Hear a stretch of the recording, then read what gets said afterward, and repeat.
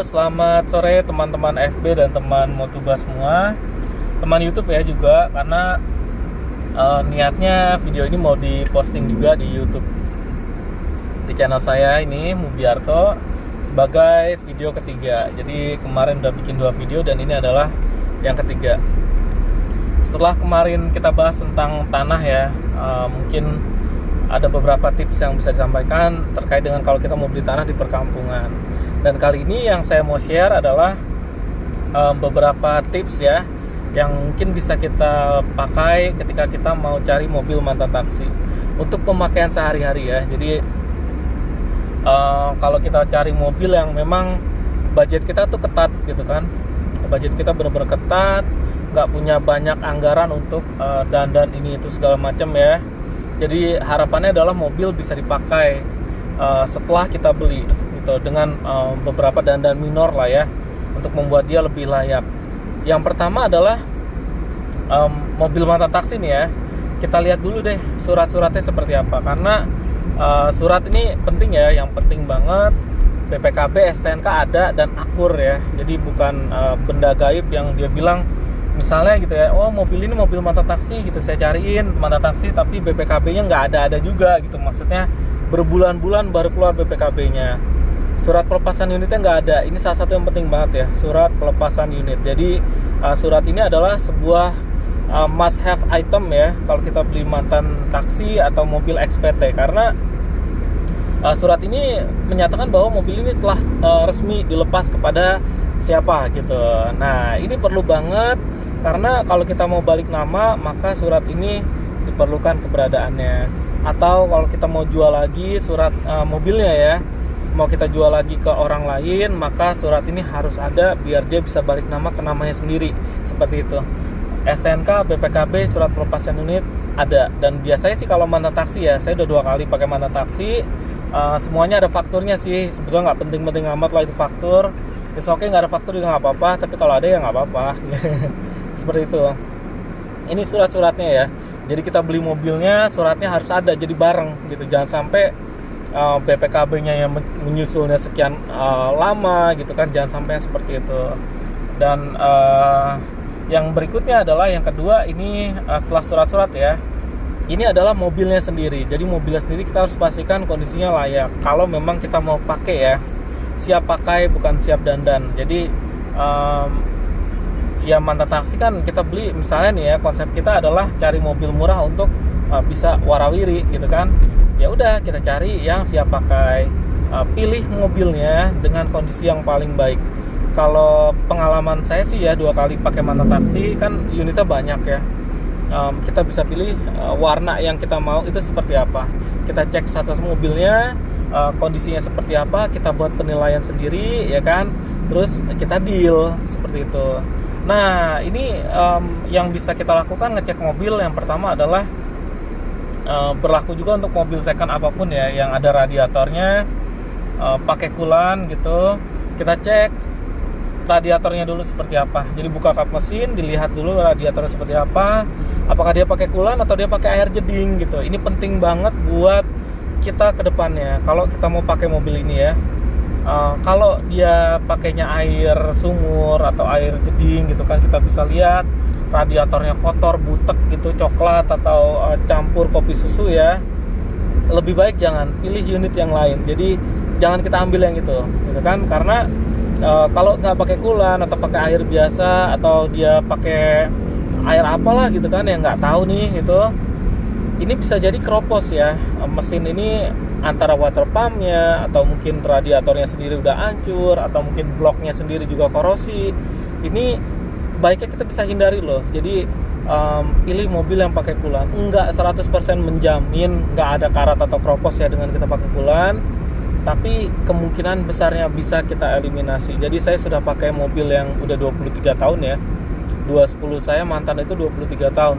Dia selalu pakai coolant, dan memang ketika dibongkar water pumpnya masih baru dari orinya, itu nggak ada keropos. Jadi benar-benar masih layak banget ya saat itu ya, dari kondisi metalnya gitu ya, masih kuat dah, dia bertahan 5 tahun lagi aja pakai coolant nggak akan kenapa-napa kayaknya sih. Itu seperti itu. Jadi pentingnya kita pakai coolant. Yang kedua dari mesinnya, kita nyalain dong gitu kan, kita nyalain, terus kita dengerin itu apakah ada suara kasar dari metalnya kah, atau mungkin ada suara kasar dari klepnya kah, atau ada suara dari beltnya kah gitu kan. Suara-suara yang nggak seharusnya ada gitu loh. Karena mobil zaman sekarang ya cenderung bunyinya ada ketik gitu ya. Jadi karena dia dari injektornya atau apa yang agak beda dengan zaman dulu, jadi suaranya seperti agak kasar gitu. Ya memang begitu adanya gitu loh mobil zaman sekarang. Apalagi yang direct injection itu benar-benar suaranya kasar gitu. Nggak halus suaranya. Mobil-mobil zaman sekarang bensin itu nggak halus. Seperti itu. Kita lihat adakah suara-suara yang nggak wajar. Nah, setelah kita dengarkan mesinnya, kondisinya bagus, coba kita buka dipstick olinya, kita lihat ya kan, olinya seperti apa. Apakah olinya nyampur dengan coolant, itu kita bisa ketahuan. Warnanya apa, atau hitam banget butek gitu kan, atau dia jadi ada abu-abunya, atau mungkin kelabu ya, atau mungkin seperti kopi susu, atau dia olinya bagus bening gitu. Nah ini kita bisa lihat. Dan dari dipstick ini juga kita bisa lihat secara kasar ya, kemungkinan ada slots atau enggak di ujungnya gitu loh. Di ujung dipsticknya kalau dia ada tumpukan hitam ya, bisa jadi ada slots di situ. Yang berikutnya adalah kita nggak pakai tools apa ya, jadi maksudnya nggak sedang pegang kunci apapun ya, entah itu kunci Inggris atau apapun, kita nggak pegang gitu kan, karena biar bagaimana ini mobil orang gitu loh. Jangan sampai kita mengutak-atik yang berlebihan ya untuk alasan pengecekan. Misalnya saya mau buka ininya ya, nggak semua orang mau loh diperlakukan seperti itu gitu. Jadi kita pakai apa yang kita bisa perhatikan deh gitu kan dengan mata kita sendiri, dan kita bisa rasakan, kita pakai penilaiannya. Yang kita lihat dari mesin ini juga ada bocoran atau enggak. Misal gitu ya, ada kebocoran di mana? Kalau dia dari atas ya bisa jadi seal cover klep, dan itu nggak mahal. Kalau dia pakai timing chain, ya bisa jadi dari cover timing chainnya bocor, rembes ya, atau enggak dia dari seal carter oli kah, atau enggak dari baut buat ngisi olinya, atau mungkin dari sambungan di antara mesin dan transmisi ya untuk ke penggerak roda depan, atau enggak ada seal toge, yaitu namanya seal crankshaft gitu kan, dia untuk ke belakang tuh gitu. Ini di mobil RWD biasanya nih yang ada bocor begini. Kita lihat gitu kan, ada bocor atau enggak. Pilih mobil yang mesinnya kering, jadi mesin yang nggak bocor, nggak becek gitu loh. Kita pilihnya mobil yang seperti itu. Oke, setelah cek kondisi mesin ya kan, kita nyalain gitu, kita geber, ada nggak asapnya. Asapnya itu seperti apa sih? Kalau ada asap hitam ya bisa jadi dari air masknya, atau enggak ruang bakarnya kotor gitu, atau enggak dia terlalu rich gitu ya. Ini bisa jadi nggak bagus gitu. Entah mungkin oksigen sensornya atau ada apa yang rusak di situ, bisa jadi ada gangguan. Yang berikutnya adalah kalau asapnya putih ya, putih ini dilihat dulu gitu. Kalau dia mobil ini mau dijual memang sudah di carbon clean dulu ya, bisa jadi sisa asap putih ini adalah sisa dari carbon clean-nya gitu. Nggak terlalu khawatir banget, nanti dia akan hilang. Karena ngalamin 2 kali ya di mantan taksi kayak gitu, di gas itu ngebul semua mobil. Ternyata mereka habis carbon clean. Jadi carbon clean ini belum habis residunya semua, dia masih ada sisanya dan dia menjadi asap putih seperti itu. Yang berikutnya adalah kita coba ini tes jalan ya. Tes jalan, kita dengarkan ada suara aneh-aneh nggak dari suspensi ya kan. Kalau ada suara aneh-aneh ketika kita putar setirnya ke kanan terus ada bunyi tek ya, bisa jadi area seputar rodanya sebelah kiri gitu loh. Entah itu as rodanya atau apa ya kan. Kalau kita nginjek poldur ada suara glutuk-glutuk ya kan, itu bisa jadi dari ball jointnya, atau dari rak setir, atau support shock, atau mungkin dari pinion gear set di rak setirnya itu udah nggak benar. Udah ngalamin sih ya, udah berapa kali punya mobil bekas itu selalu masalah di rak setir. Jadi udah hafal lah gitu kan gangguannya rak setir itu seperti apa. Kita lihat lagi seperti itu. Kaki-kakinya ada bunyi atau enggak. Kalau nggak ada bunyi ya bagus. Kalau ada bunyinya seperti apa? Kira-kira parah nggak sih? Ini sesuatu yang bisa kita maklumi ya, namanya mobil bekas ya kan, mobil mantan itu. Misal kaki-kakinya ada bunyi ya it's okay lah gitu kan, kita beresin dikit-dikit, nggak apa-apa. Nggak terlalu masalah besar ya. Seperti coolant itu masalah besar, ini nggak terlalu. Kita santai aja lah gitu menyikapi yang seperti ini. Yang berikutnya adalah kita coba di car lift ya. Jadi mobil itu kita angkat kalau ada car lift. Jadi kalau nggak ada ya kita mau nggak mau harus dongkrak gitu kan. Minta izin untuk dongkrak, kita lihat kolongnya. Jadi saya mau lihat dong kolongnya seperti apa ya kan. Cek kolong ini bermanfaat banget untuk kita memastikan nggak ada kebocoran yang ada di bawah. Dan yang kedua dari cek kolong pentingnya adalah kita bisa tahu chassisnya lempeng atau enggak. Misal depannya ini udah nggak lurus gitu ya. Oke lah, misalnya mobil mantan taksi ini kan dia mobil yang ada di jalanan, mobil yang bertarung setiap hari ya. Kalau ada lecet atau bekas nabrak penyok-penyok atau disundul itu wajar. Yang penting adalah chassisnya kena atau enggak gitu. Nah ini kita lihat dari kolongnya itu rata atau enggak gitu kan. Sebisa mungkin yang rata, karena kalau kolongnya udah nggak rata nih ya, bisa jadi dia udah pernah kena tabrak belakang kenceng, atau enggak dia udah pernah nabrak kenceng kah dari samping atau kanan kirinya, kita nggak tahu. Ini penting banget karena nanti kalau mobil ini nggak center gitu ya, dia akan punya masalahnya adalah spuringnya nggak ketemu. Jadi ibarat kata tuh kaki depan dan belakang udah nggak center gitu loh, dia udah nggak kompak. Alhasil mobilnya dibawa jalan ini ya, ini lari anjing gitu. Lari anjing adalah situasi di mana rodanya itu udah nggak kompakan gitu loh. Sebelah kanannya gimana, kirinya gimana, karena dia udah gapnya udah terlalu jauh. Misal rumah rodanya udah bergerak jauh, yang satu misalnya yang kanan masih normal tapi yang kiri pernah nabrak parah, maka yang di sebelah kiri dia akan mundur. Ini ngaruh banget di spurring balancing, nggak akan ketemu deh, susah gitu. Nggak enaknya pakai mobil bekas laka yang parah ya ini gitu ya, dia akan lari anjing. Sebisa mungkin jangan sampai dapat mobil lari anjing kalau memang tujuan kita untuk pelihara, untuk kita pakai sehari-hari ya. Jangan sampai yang seperti itu. Dan berikutnya adalah pentingnya kita ngecek kolong, karena kita mau cek ada karat atau enggak. Ini kropos ini penting banget karena dandan body kan nggak murah. Yang benar dan baik dan benar itu mahal gitu ya. Jadi kita harus cek kolong, kita buka pintunya semua, kita cek semua di kolong pintunya adakah karat. Sebisa mungkin jangan ngambil yang udah bolong-bolong gitu, karena ini jadi kerjaan lagi ke depannya gitu ya. Kalau budgeting kita ketat, maka sebisa mungkin jangan ambil mobil yang udah keropos seperti itu. Berikutnya ya, yang bisa kita perhatikan adalah mesin nyala ya kan. Kita lihat di sini AC-nya dingin atau enggak. Jadi 2 kali pakai mantan taksi ya, AC-nya dingin semua. Jadi benar-benar enggak mengecewakan sama sekali. Karena AC ini mahal ya.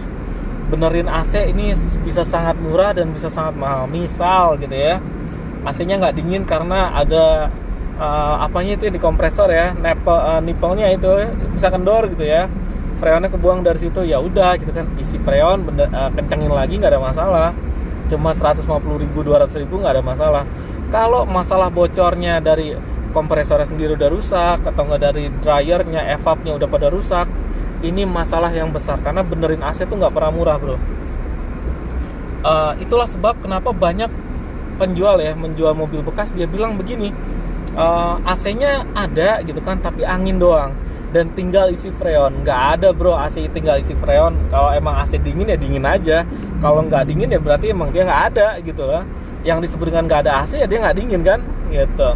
Kipas angin doang itu berarti AC-nya nggak ada loh, karena AC kan harusnya dingin gitu. AC itu bukan kipas angin bre. Jadi kalau memang ada ya dia harus dingin, nggak usah ditambah apapun. Ini penting banget. Jadi pastikan AC-nya dingin ya.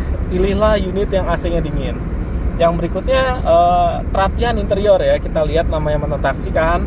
Kita lihat interiornya paling rapih atau enggak nih, gimana gitu kan.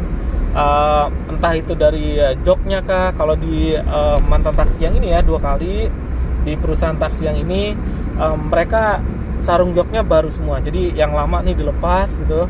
Begitu dia pensiun dari taksi, maka joknya diganti, joknya dan sarungnya ini diganti. Jadi benar-benar kondisinya seperti baru, fresh banget ya.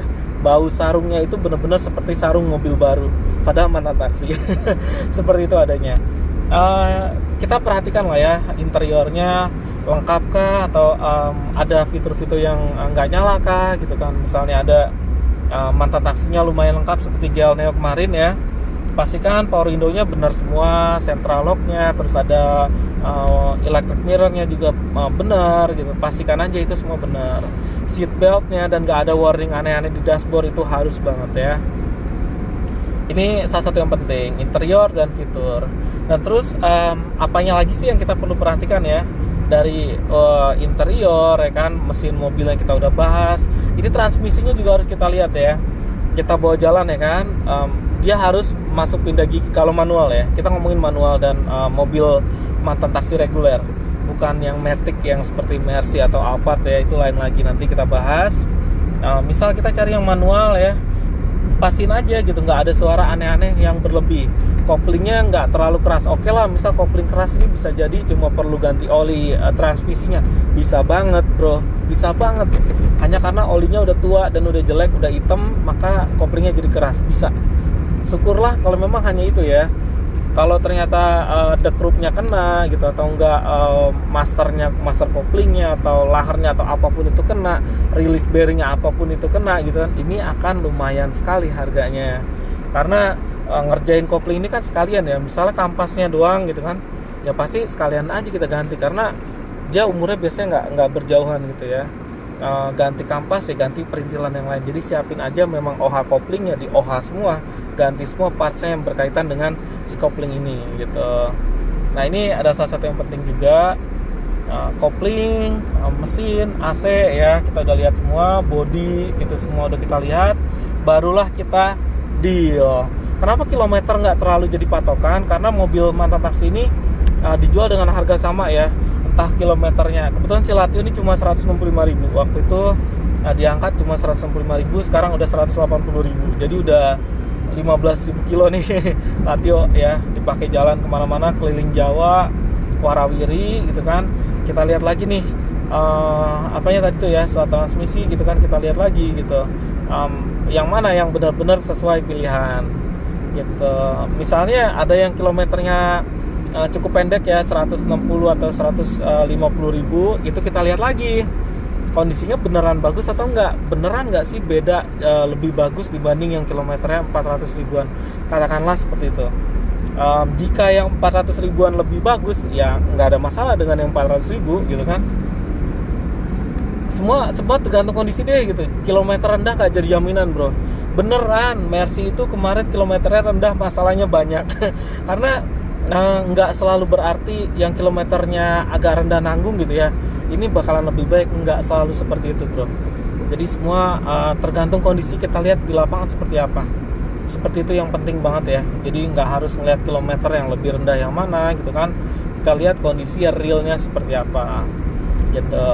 Setelah kita putuskan yang mana yang cocok ya baru kita bayar gitu. Jadi prosesnya adalah seperti hunting ya, mau pilih yang mana nih gitu kan, pilih yang sesuai dengan keinginan, entah itu dari mereknya atau entah dari keiritan bensinnya gitu kan. Kebetulan Latio ini mesinnya kan 1600 ya, dia HR16DE, masih saudaraan dengan Livina yang 15, Nissan Grand Livina lama yang 15. Ini banyak spare part yang sama ya, kecuali body parts. Dia body parts ya beda banget lah, perintilan interior tuh lain semua.